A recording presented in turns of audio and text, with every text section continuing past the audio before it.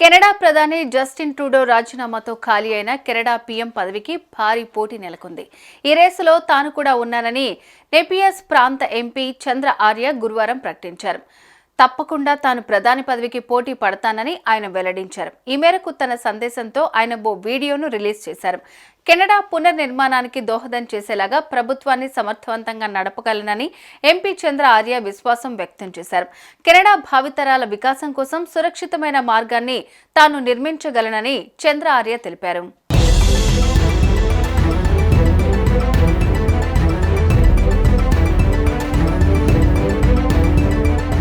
చంద్ర ఆర్య మొదటి నుంచి కెనడా ప్రజల ప్రయోజనాల కోసం కృషి చేస్తున్నట్లు తెలిపారు. మన పిల్లలు, గ్రాండ్ చైల్డ్ కోసం కొన్ని సాహసోపేతమైన నిర్ణయాలను తీసుకోక తప్పదని ఎంపీ చంద్ర ఆర్య అన్నారు. ఒకవేళ తనను అధికార లిబరల్ పార్టీ పార్లమెంటరీ నేతగా ఎన్నుకుంటే ఆర్య యావత్ అనుభవాన్ని, జ్ఞానాన్ని ఉపయోగించి కెనడా ఉన్నతికి బాటలు వేస్తానన్నారు. మునుపెన్నడూ లేని కొన్ని నిర్మాణాత్మక సమస్యలను కూడా కెనడా ఎదుర్కొంటోందని, వాటిని పరిష్కరించాలంటే కఠిన నిర్ణయాలు తీసుకోవాలని వివరించారు. కెనడా ఆర్థిక వికాసంలో చాలా మంది కెనడియన్లను భాగం కాలేకపోతున్నారని, ప్రత్యేకించి యూత్ ఫైనాన్స్ ఛాలెంజ్లను ఎదుర్కొంటున్నారనే విషయాన్ని చంద్ర ఆర్య ప్రస్తావించారు. ప్రధానిగా ఎన్నికైతే కెనడా ఆర్థిక వ్యవస్థను మళ్లీ పట్టాలెక్కించగలనని ఆయన ధీమా వ్యక్తం చేశారు. I am running to be the next Prime Minister of Canada, to lead a small, more efficient government, to rebuild our nation and secure prosperity for future generations. I have always worked hard for what is best for Canadians.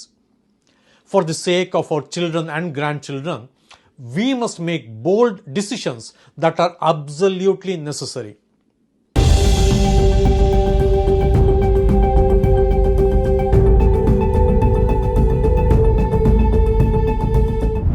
మధ్యతరగతి ప్రజలు పెను సవాళ్లను ఎదుర్కొంటున్నారు. చిన్నపాటి ఉద్యోగాలతో జీవితం వెళ్లదీస్తున్న ఎన్నో కుటుంబాలు పేదరికంలోకి జారుకుంటున్నాయి. Canada సమాజం సుస్థిరంగా ముందడుగు వేయాలంటే ఆర్థిక పునర్వికాస అవసరమని, అందుకు కావాల్సిన ప్రణాళికలు తన దగ్గర ఉన్నాయని ఆర్య పేర్కొన్నారు. కెనడా ప్రజల కోసం మంచి ఆర్థిక అవకాశాలను కల్పిస్తానని హామీ ఇచ్చారు.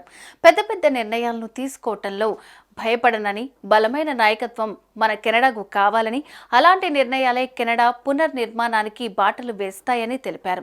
దేశ ప్రజల్లో ఆశను మళ్లీ సజీవం చేస్తాయి, అందరికీ సమాన అవకాశాలను కల్పిస్తాయి, భావితరాల భవితను సురక్షితంగా మారుస్తాయన్నారు. We are facing significant structural problems that haven't been seen for generations, and solving them will require tough choices. Our economic growth and fiscal strength are not benefiting many Canadians. Today, many Canadians, especially younger generations, face significant affordability issues. Working middle class is struggling today, and many working families are retiring directly into poverty. We must make tough decisions now, not only to revitalize our economy, but also to ensure a stable society. I have the solutions and the real determination to make it happen.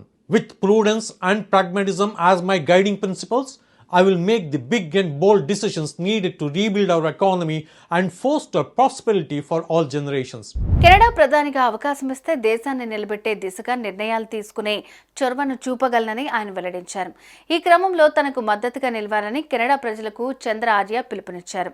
January 6న Canada ప్రధాని పదవికి Justin Trudeau రాజీనామా చేశారు. ప్రస్తుతం ఆయన ఆపద్ధర్మ ప్రధానిగా సేవలు అందిస్తున్నారు. ఇప్పటికే కెనడా ప్రధాని రేసులో భారత సంతతి నేతలు ఉన్న విషయం తెలిసిందే. జస్టిన్ ట్రూడో వైదొలిగిన తర్వాత కెనడా తదుపరి ప్రధాని ఎవరనేది ఆసక్తికరంగా మారింది. ప్రధాని రేసులో లిబరల్ పార్టీ నేతలు Christina Freeland, Mark Carney, Dominic LeBlanc, Melanie Joly, Francois Philippe, Christy క్లార్క్లు ఉన్నారు. వీరితో పాటు భారత సంతతి ఎంపీలు అనితా ఆనంద్, జార్జ్ చాహల్ పేర్లు కూడా వినిపిస్తున్నాయి.